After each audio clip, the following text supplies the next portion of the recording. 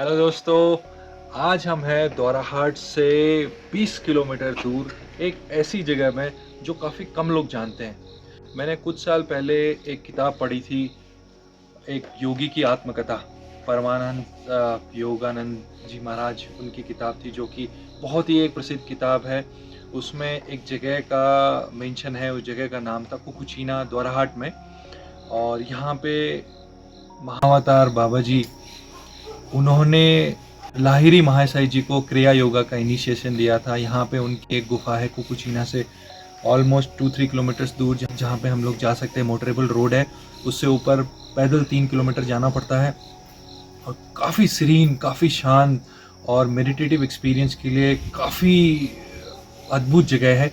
तो हम लोग आज ही एक्सपीरियंस करने के लिए यहाँ पे आए हुए हैं। आज हम यहाँ से अपना जो सफ़र है वो शुरू करेंगे और आपको ले चलेंगे अपने एक्सपीरियंसेस के साथ कि हमने कैसा अनुभव किया है यहाँ पे। और आपको कदम कदम पे बताते रहेंगे कि आप यहाँ पे कैसे आ सकते हैं। लेकिन काफ़ी लोगों को इसके बारे में पता नहीं है, तो इससे पहले कि ये काफ़ी भीड़ यहाँ पे हो जाए, तो उससे पहले आप आइए और इस जगह पे आके एक स्पिरिचुअल अनुभव यहाँ पे कीजिए। कुछ यात्राएं मंजिल तक पहुंचकर समाप्त नहीं होती। कुछ यात्राएं वहां शुरू होती हैं जहां से रास्ते समाप्त हो जाते हैं। हमारी यह यात्रा भी कुछ ऐसी ही थी। उस दिन हम पहाड़ों की ओर निकल पड़े थे, महाअवतार बाबा जी की गुफा की ओर। गाड़ी जैसे जैसे घुमावदार पहाड़ी सड़कों पर आगे बढ़ रही थी, वैसे वैसे पीछे छूटता जा रहा था शहर का शोर, और सामने खुलता जा रहा था हिमालय का विराट संसार। सड़क के एक ओर गहरी घाटियाँ थी, दूसरी ओर आकाश को छूते पर्वत। चारों तरफ देवदार, चीड़ और हरियाली की चादर बिछी हुई थी। कहीं बादल पर्वतों का आलिंगन कर रहे थे, तो कहीं सूर्य की किरणें वृक्षों के बीच से छनकर रास्ते पर बिखर रही थी। हर मोड़ पर दृश्य बदल रहा था और हर दृश्य हमें कुछ क्षण के लिए मौन कर दे रहा था। ऐसा लग रहा था मानो जैसे हिमालय केवल दिखाई नहीं दे रहा, वह हमें अपने भीतर समेट रहा है। कुछ समय बाद हम उस स्थान पर पहुँचे जहाँ से आगे का सफ़र गाड़ी से नहीं, अपने कदमों से तय होना था। गाड़ी वहीं खड़ी की और शुरू हुआ हमारा वास्तविक आरोहण। शुरुआत में कदमों में उत्साह था, बातों में उमंग थी। तो गाइस अभी हम पैदल निकल पड़े हैं और देखते हैं अभी यहाँ से ट्रैक कितना है और हमें पहुँचने में अभी कितना समय लगता है। चढ़ाई भी काफ़ी है और अब तो सांस भी फूलने लग गई है, बट अपना ट्रैक जारी रहेगा। और आगे भाई साहब लोग भी रुक गए हैं। कमर में हाथ लगा दिया भाई इन लोगों ने। तो क्या हुआ, सांस फूल गई?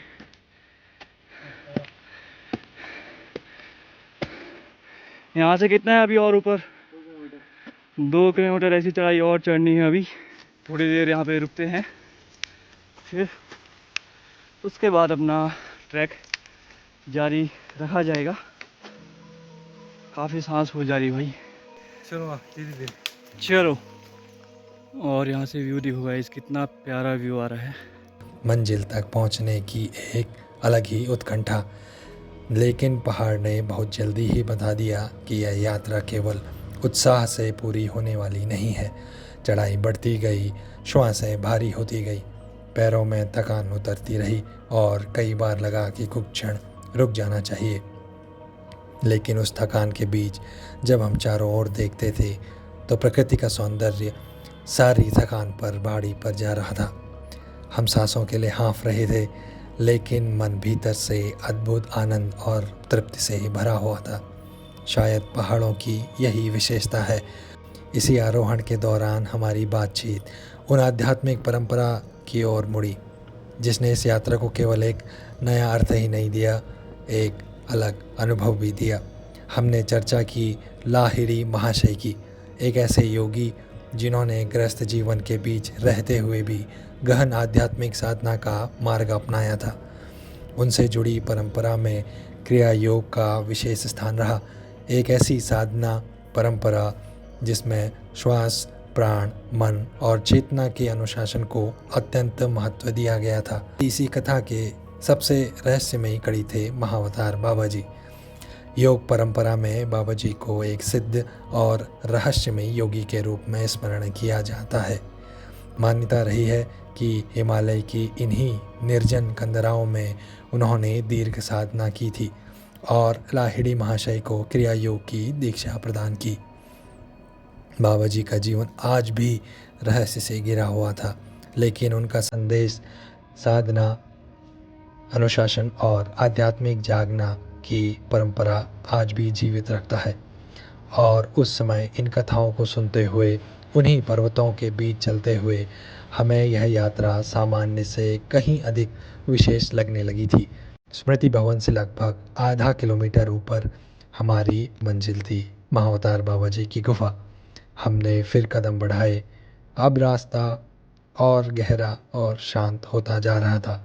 आसपास लोगों की आवाज़ें कम होती गई। फिर वह क्षण आया।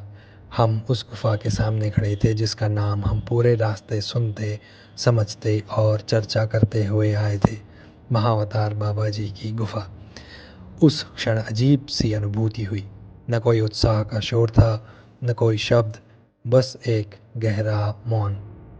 हम गुफा के भीतर बैठे और कुछ समय ध्यान किया। आंखें बंद की, श्वासों पर ध्यान केंद्रित किया और धीरे धीरे स्वयं को उस नीरवता के हवाले कर दिया। शुरुआत में मन वैसे ही भटकता रहा, लेकिन कुछ समय बाद श्वासें धीमी हुई, विचारों का प्रवाह शांत हुआ और भीतर एक ऐसी स्थिरता उतरती गई जिसे शब्दों में बांटना कठिन था।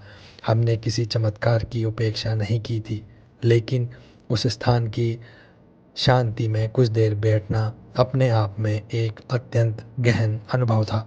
ऐसा लगा जैसे कुछ समय के लिए बाहर की दुनिया पीछे छूट गई है और हम अपने ही भीतर थोड़े और निकट पहुंच गए। शायद उस क्षण समझ आया, साधना का अर्थ हमेशा कुछ प्राप्त करना नहीं होता। कभी कभी साधना का अर्थ स्वयं के भीतर के शोर को शांत करना भी होता है। 3 किलोमीटर्स की हाइक करके महाअवतार बाबा जी की केव पे जाके मेडिटेट किया। एक एब्सोल्यूट ब्लिसफुल एक्सपीरियंस है। आप जाइए और वहाँ पे गुफा के अंदर आपको बैठने का मौका मिलेगा। अभी उतनी ज़्यादा भीड़ नहीं है, बट लोग जो भी आते हैं यहाँ पे, they are truly spiritual seeker, जो कि सेल्फ रियलाइजेशन के लिए आते हैं यहाँ पे। तो सिर्फ वही क्राउड है, वैसे ही लोग आपको यहाँ पे मिलेंगे जो कि जो जगह का डेकोरम है उसको मेंटेन करना, उसकी रिस्पेक्ट करना जानते हैं, समझते हैं। तो आप आइए और ये एक्सपीरियंस जरूर कीजिए।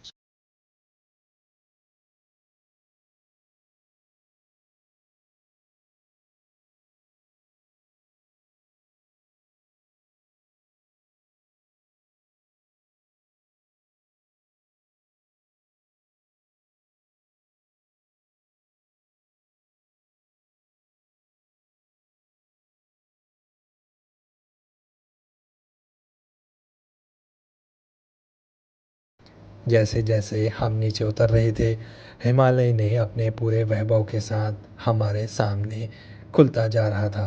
दूर तक फैली पर्वत श्रृंखलाएं, गहरी घाटियां, बादलों से खेलती चोटियां और हर दिशा में फैली हुई हरितिमा।